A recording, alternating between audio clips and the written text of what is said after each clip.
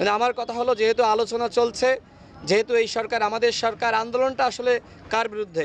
আমরা মনে করি আলাপ আলোচনার মাধ্যমেই সকল সমস্যার সমাধান হওয়া দরকার। বিশেষ করে গণভোটকে কেন্দ্র করে যে মতপার্থক্য, এই যে 3 মাস সময় আছে, 3 মাসের মধ্যে 2টা নির্বাচন সম্ভবপর নয়, এই বাস্তবতা জামাত সহ 8টি দলকে বুঝতে হবে। এই জন্য আমি তাদের প্রতি অনুরোধ রাখতে চাই, এখন নির্বাচনের পরিবেশ তৈরি করার সময় সেদিকে আপনারা মনোযোগ দেন। যদি সুন্দর পরিবেশ হয়, সেই পরিবেশে জনগণের ভোটে যদি জামাত ক্ষমতায় যায়, যাবে, সমস্যা কি? জনগণের ভোটে যদি বিএনপি ক্ষমতায় যায়, যাবে।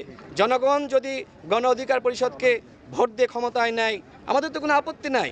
নির্বাচন হওয়ার আগে আমরা এইভাবে বিভাজিত হওয়ার কারণে নিজেরা আমরা দ্বন্দ্ব সংঘাতে লিপ্ত হয়ে, এই দ্বন্দ্ব সংঘাতে লিপ্ত হওয়ার কারণে সরকার বলেন, তৃতীয় পক্ষ বলেন, তারা এক ধরনের সুযোগ পায় যে দলগুলো তো এখনও পর্যন্ত আন্তরিক নয় এবং তারা আমাদেরকে সহযোগিতা করছে না, সুতরাং ফেব্রুয়ারি মাসে আমরা নির্বাচন করতে পারবো না।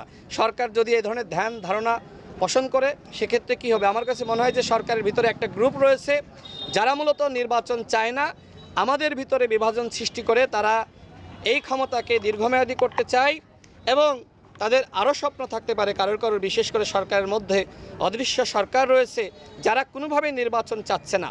তারা চাচ্ছে যে কোনো মূল্যে শেখ হাসিনাকে ফিরিয়ে আনতে হবে এবং আওয়ামী লীগকে নির্বাচনে নিতে হবে। আমার প্রশ্ন হলো, আওয়ামী লীগ জাতীয় পার্টির সহ যারা ফ্যাসিবাদের দোসর ছিল, তারা যদি নির্বাচনে অংশগ্রহণ করার সুযোগ পায়, তারা কি শান্তিপূর্ণভাবে নির্বাচন করার সুযোগ দিবে? দিবে না। যদি আগামী নির্বাচনে ফ্যাসিবাদ এবং তার দোসররা সুযোগ পায়, তাহলে আগামী নির্বাচন হবে সবথেকে সাংঘর্ষিক নির্বাচন। আওয়ামী লীগ বলেন বা তাদের স্বতন্ত্র প্রার্থী বলেন বা জাতীয় পার্টি বলেন, এরা যদি নির্বাচনে আসে, এদের একমাত্র উদ্দেশ্য থাকবে নির্বাচনকে বানচাল করা। আর এই জন্য আমাদের স্পষ্ট বক্তব্য হলো, আমরা যারা গণ অভ্যুত্থানের শক্তি ছিলাম, আমাদের ভিতরে মতপার্থক্য থাকতে পারে, আদর্শিক দ্বন্দ্ব থাকতে পারে, কিন্তু আমাদের সবাইকে মনে রাখতে হবে আমরা কিন্তু আওয়ামী ফ্যাসিবাদ এবং ভারতীয় আধিপত্যবাদের বিরুদ্ধে লড়াই করেছি। এই একতা, এই সম্পর্ক আমাদের ধরে রাখতে হবে।